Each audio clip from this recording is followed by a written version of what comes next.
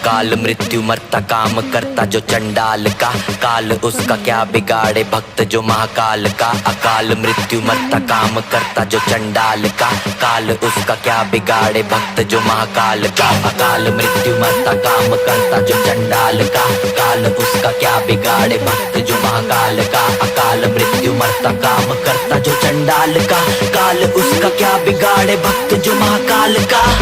बोले बम बम बम, बोले बम बम, बोले की मस्ती में हम बम, बोले बम बम बम, बोले बम बम बम, बोले बम बम, बोले की मस्ती में हम बम, बोले बम। స్టాచ్యూ పెద్దది శివుడిది, ఇది చాలా చాలా ఫేమస్ అన్నమాట. ఇక్కడ స్నానానికి పిల్లలు పోగులు కుట్టించేదే కానీ కార్తీక మాసం వస్తే సందే ఉండదు కాలు పెట్టెకి, అంత బాగా ఉంటుంది. బట్ నేనేమో చాలా దూరంగా ఉంటా, అన్నీ నేను కంటిన్యూ అవుతానని చెప్పలేను. ప్రతి ఫెస్టివల్ ఏం చేస్తాం, కొన్ని బ్యాడ్ సిచ్యువేషన్స్ కూడా ఫేస్ చేయాలి. ఇది ఎంట్రన్స్ పార్ట్, అక్కడ కనిపిస్తుంది కదా అది టెంపుల్ లోపలికి ఎంట్రన్స్ అన్నమాట.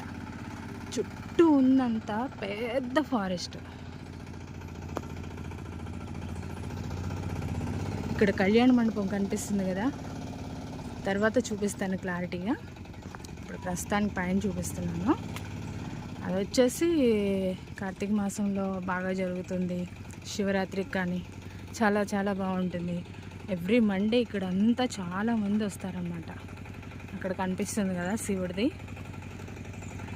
శివుని లింగం. అక్కడైతే వాటరు ఆ టైంలో పండగ సీజన్లో కానీ ఎప్పుడైనా కానీ వాటర్ కంటిన్యూస్గా పడుతూనే ఉంటుంది.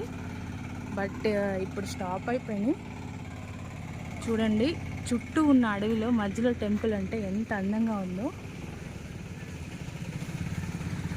వచ్చే వాళ్ళకి వెళ్ళే వాళ్ళకి అసలు రెస్టే ఉండదు. ఎవ్రీ మండే కంపల్సరీగా జనాలు అందరూ వస్తారనమాట.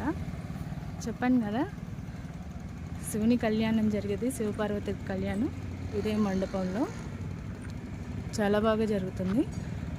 అటు కనిపిస్తున్న ప్లేస్ అంతా అన్నదానం, షాపులు పెట్టేకి అంతా చాలా చాలా బాగుంటుంది. This is the first part.